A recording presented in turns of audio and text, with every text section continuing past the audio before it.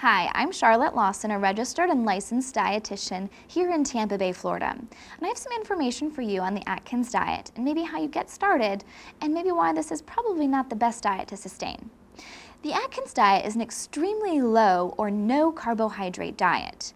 Now, as a dietitian, I would normally recommend 45 to 60% of your diet come from carbohydrates, as that is the first and foremost nutrient our body wants to utilize as energy, especially our brain. Brain chooses glucose or carbohydrates as its #1 energy source. So when we remove these carbohydrates from our diet, we have to find alternate sources of energy, and we have to work a little harder at it as well. Now, the key weight loss component here ends up being an initial water weight loss because carbohydrates do require water to metabolize. So you see a water loss or a flush will give you the extra couple pounds right away that your body sheds initially.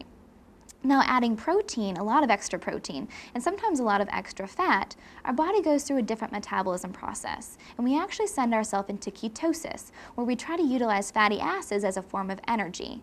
Now, this is not in a desired form to utilize energy, especially for the brain. If you've ever met someone that's on a very, very low carbohydrate diet, they're not always pleasant, and their energy level is not always up.